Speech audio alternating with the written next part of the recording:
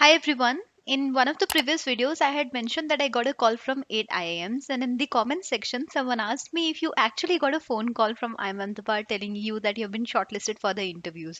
So I believe that there's not a lot of information about what exactly happens when you get the IIM call.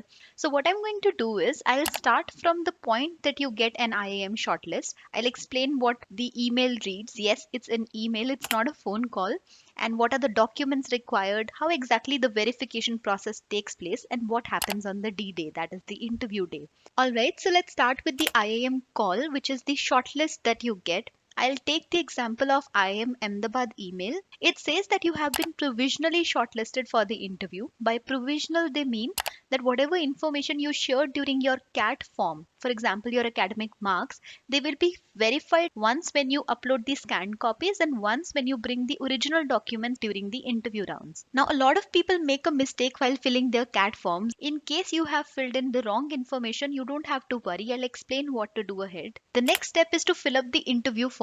As I have already mentioned in the video on CV making, that you don't actually get to take your CV in the interview room. Instead, you are required to pre-fill up a form that's going to contain all your information. I will link a post in the description which talks about the information contained in all these forms for different IIMs. You can go and check it out. For now, I'm going to share what the IIM Ahmedabad interview form contains. The first component of the form is your personal data. You can pause the video and see what all components are required. The second component is your academic qualifications, which starts with your pre-bachelor's data. It starts with your 10th and 12th marks, and then you are also supposed to mention your bachelor's data. Two important things here. First, you are also required to take into consideration your additional courses. These marks contain all the subjects into the picture. Second thing is that you also need to mention the grade conversion formula. For example, the 10 CGPA gets converted into 9.5 basis the CBSE system. Now, if it's your graduation, your university is going to specify what is the grade conversion formula. In case it does not have it, then you simply multiply it with 10. By the time I had applied, Delhi University did not have any grade conversion formula, so I simply multiplied my CGPA with 10. But before I appeared for the interview and after I submitted this form, Delhi University released a circular mentioning that it has to be into 9.5. In which case, I had mentioned earlier that in case you fill up a form and make a mistake while doing that, you are supposed to send an email to the admissions office of the B school. I sent an email to IIM Ahmedabad clarifying this thing. They simply said that it's okay. I took a printout of their response as well as my email, and during the time of verification at the interview rounds, I explained this process and showed the email printout to them, which was a sufficient enough proof. They simply corrected my marks on the spot. Now, my form does not contain some information because I was a fresher, but you can mention postgrad, your professional qualification like CA, CS.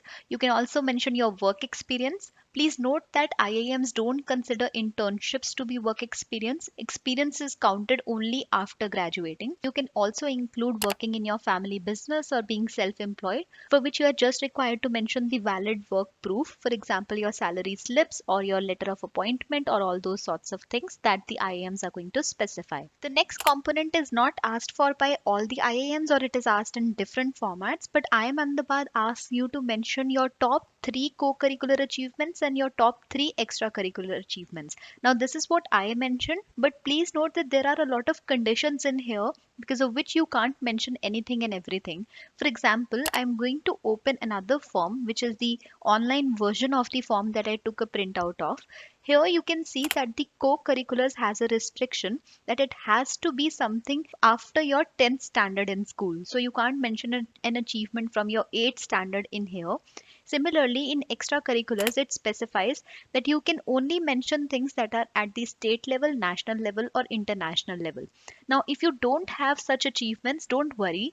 I can assure you that I had batchmates who did not have anything to fill in here. They still made through. These things are asked for only to have a good conversation during the interviews, and they are not a deciding factor on whether you will get selected or not. The last component is a declaration, and when you sign it and submit this form, you automatically get an email from the institute mentioning your slot. As you can see, guys, my interview was scheduled on 24th of Feb 2018. I can't forget that day. It was 1:15 p.m. and it was held at India Habitat Center, which is also the place I showed you in the thumbnail. The documents asked for were the 10th, 12th graduation, master's, professional qualification certificates. You need to have your mark sheets as well as your bona fide certificate, which is also a proof that you are a student. In case you are a fresher, you need to bring in a certificate that you are currently a student of that particular college. Then you need work spaces proofs. For example, I mentioned your salary slips. Those are mentioned in the online form, but I don't have that component in my form.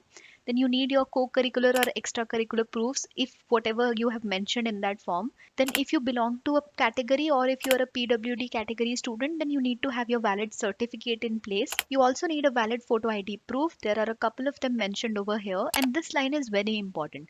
So you need copies as well as your original documents of all the proofs that are mentioned above.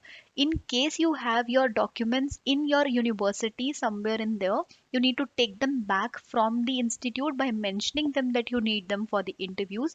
Please note that your originals are going to get verified against the information that you have mentioned.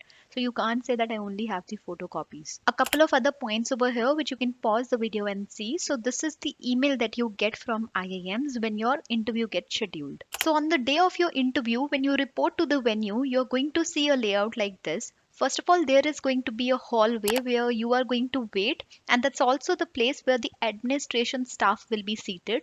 They are going to verify your proofs. So what they do is they call your names and then you show your originals to them, and they verify it with the copy of the form that you have filled online.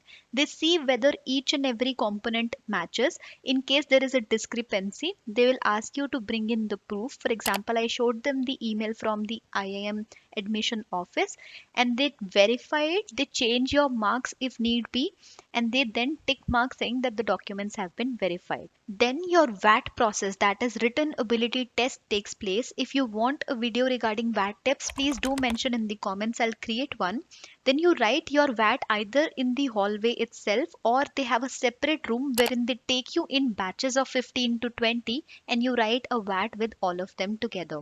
It's probably of 30 or 45 minutes depending on each IIM, and you write that and you come back to the hallway to wait for your interviews. Now, while you were taking the VAT exam, the interviewers were busy planning panels for you. When you come outside of the VAT room, they tell you which panel to go to. So they announce your names, or they have a list out there which shares which panel are you supposed to go to and at what number. Generally, two students are waiting outside that room of the interview. Others are to wait in the hallway itself.